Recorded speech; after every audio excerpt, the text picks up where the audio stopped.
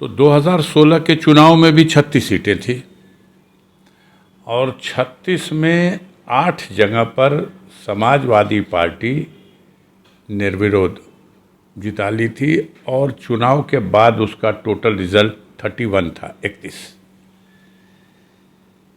2 निर्दल, 1 कांग्रेस और 2 बसपा के खाते में थी। गाजीपुर की सीट भी निर्दल के खाते में थी। ये चुनाव, इसलिए मैंने ये बताया कि ये चुनाव का जब पिछला इतिहास आप देखेंगे तो उससे साफ जाहिर होता है कि सत्ताधारी दल अपने प्रभाव का और मशीनरी का पूरा इस्तेमाल करती है और मैनेज करके चुने हुए जनप्रतिनिधियों को वोट देना है। जनता वोट नहीं कर रही है। लगभग 2 सप्ताह से हर दूसरे दिन डीजल और पेट्रोल के दाम बढ़ रहे हैं।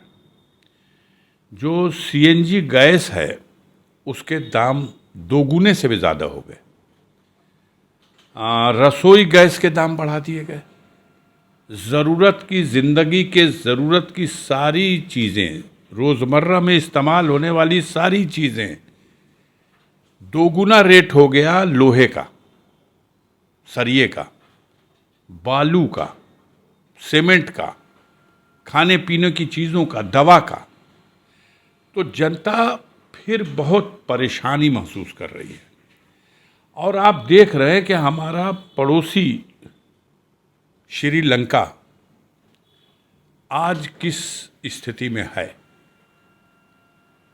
और अगर गंभीरता से हमारे प्रदेश की और देश की सरकार की बागडोर संभालने वाले लोग इस नाजुक स्थिति से निपटने के लिए गंभीर होकर के चिंतन करके वास्तविक कार्य योजना बनाएंगे और अमल न करेंगे, जबानी ढिढोराबाजी करने से, टीवी और अखबारों के माध्यम से झूठा प्रोपगंडा विकास के नाम का करने से काम चलने वाला नहीं है। हम बहुत बदतर स्थिति में है हमारा देश इस वक्त।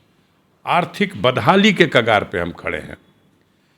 भगवान न करे कि हमारी स्थिति श्रीलंका जैसी हो जाए, जहां 135-40 करोड़ लोग हैं और उस देश में खाली ज़बानी जमा खर्ची करने से काम नहीं चलेगा।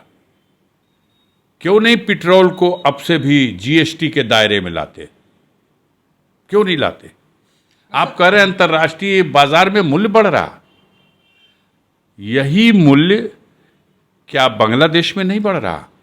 क्या नेपाल में नहीं बढ़ रहा? क्या पाकिस्तान में नहीं बढ़ रहा? दुनिया के दूसरे देशों में भी तो मूल्य बढ़ रहा है। लेकिन हमारे यहाँ तो डीजल और पेट्रोल का जितना मूल्य बढ़ रहा उससे ज़्यादा तो हम टैक्स वसूल रहे हैं, केंद्र सरकार का और राज्य सरकार के खाते का। बहुत चिंता का विषय है। देश आर्थिक बदहाली की तरफ बढ़ रहा है। ये चुनाव और इस चुनाव का रिजल्ट हमने जैसा बताया आपको कि ज़्यादातर सत्ताधारी दल के लोगों की तरफ झुका हुआ मिलेगा।